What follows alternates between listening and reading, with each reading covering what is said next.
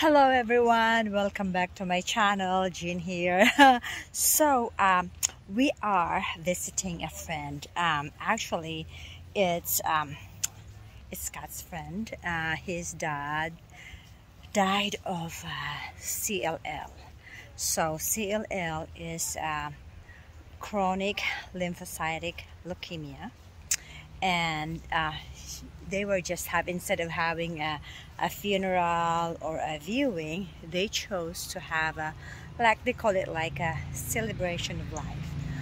So it's out here in the countryside. It's a very nice place, and anyway, they're having that, a little bit of it's kind of like a party more than anything else. Get together, friends are showing up. It's a little bit of it's a big crowd, but yet since it's outside and social distancing and stuff like that, it still is a must. I mean, for me, I mean, for some people, they kind of have a group by family, so it's just kind of more makes sense. But anyway, like I said, it's a celebration of life that they're having here, so we decided to just kind of come and then, like I said, not meet, but like visit with them, because they came also when my father-in-law passed away or died. They have the same, my father-in-law and my friends, or Scott's friends, dad died of the same problem, disease, cancer, quote unquote. It's CLL. But then CLL, the CLL actually is, I don't call it treatable, but it's controlled the progression of it, because they can do a chemo and things like that, compared to ALL. ALL is what's the terminology, or it means acute lymphocytic leukemia, which is pretty much the white blood cells, and the white blood cells and the platelets are kind of like depleting. So with the ALL, most of the ALL, or acute lymphocytic leukemia, it's kind of hard to control the progression of it, and once you're diagnosed with it, it's kind of like it could be a year or below, things happens. But with the CLL, it is kind of like controlling through chemo. My father-in-law, my dad, I call him dad too, died, how long ago was that? Been 3 years ago. It's been 3 years ago. But then he had, after he was diagnosed, he was kind of like treating him with chemo and things like that for about 10 years or so. And so as his my friend Scott's friend's dad, so we haven't seen them. Also, of course, a year and a half of the pandemic, we don't see each other and all that. It's been like over almost 2 years. I think it's been 2 years actually since last time we seen them. So we just kind of stop by and say hello. And I'm going to show you guys also the background. That is their house. They have a nice house too, guys. And she's a nurse. The wife is a nurse too. She works in the emergency. She works in the emergency unit in the hospital, which the same place I used to work before I switched to home health. But anyway, and then her husband, which is Scott's friend, he works car restoration. He actually, like the wooden vehicles, the wooden cars, that's the kind of car that he is doing restoration, because he likes to work with wood. And actually the name of their shop is like Woodman, and then the wife's name is Tatay Holly. So I'm gonna show you a little bit of here. So like I said, that is their house, guys. And so I'm gonna show you. I would have some nice roses here, just for a second. Yeah, she has the knack of roses too. They're kind of like itty bitty. It even looks kind of like, it looks like a carnation. But yeah, and I think this is like pampas. They have a nice place too. It's since out in the country a little bit. So that is so nice. So anyway, she's got a lot of like, I think not, yeah, those like the hydrangeas. And nice place. Oh, look at this, guys. I like this one too. See how she sets up all that, how the flower arrangement.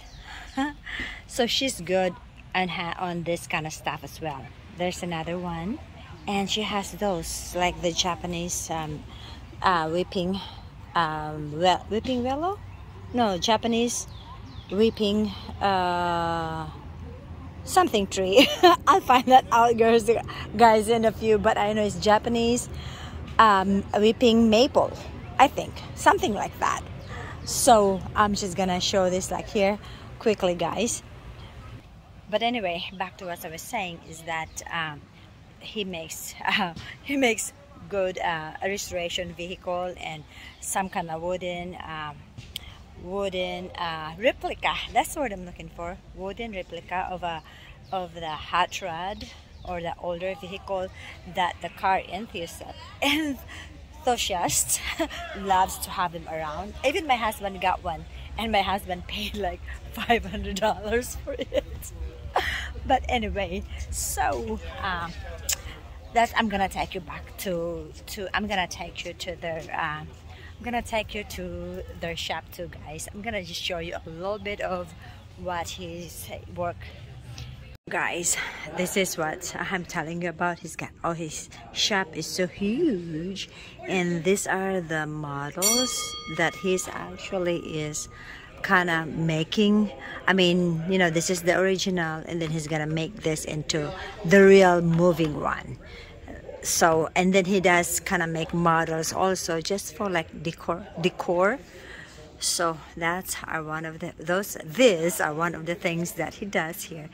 His garage slash shop is so huge and so high tech.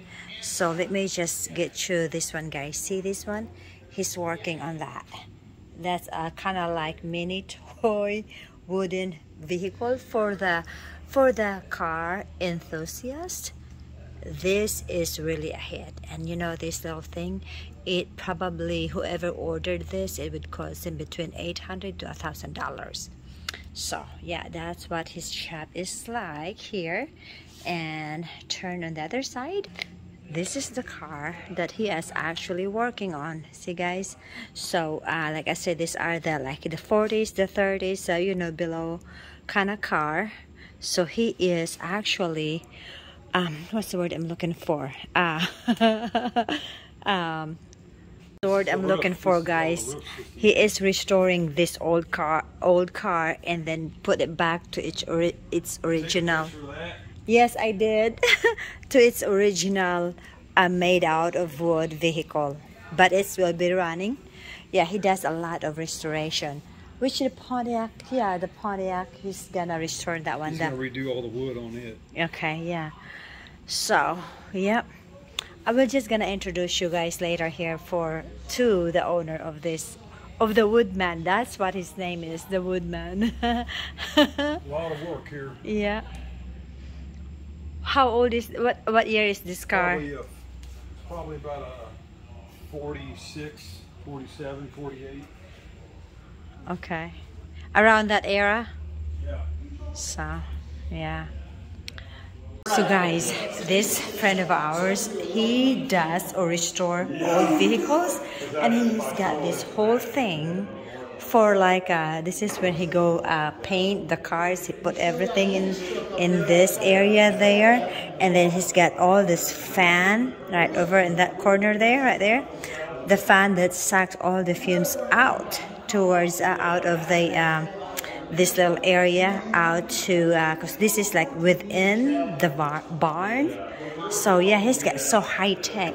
It's called his shop calls the Woodman and Hot Rod Hobby. I'm gonna turn it around, guys. So these are just like one of some of the woods that he's working on. He's making a wood, like not a wood. He's making or restoring a car, and then use the wood as part of the body. Like this one, guys. This is his old. He is a hot rod man for sure. See, the Woodman and Hot Rod Holly. So this is his shop. He's got a big shop, guys. So I just thought, I was like, man, this is one of my husband's friend, and we're just here, showing. We're just here to visit them, and I thought, well, why not take a pictures of some of the stuff that he does. So here's here, that one right there. It's another car this is working on. I'm sorry, guys, I just don't know the years. This one here, it's a what year, Nova? 66 Nova. 66. Yeah. Okay. It's alright. It's kind of like, it's nice. Like I said, I know it's an old car, it's a hot rod, but I just don't know too much of the year. 49 Pontiac. 49 Pontiac. So look at this. Okay, guys. He did this. See, it's a 49, the original 49, of course. It's kind of made of the frames are wood. So he is restoring this back to it like this, to the original. So because he's a woodman.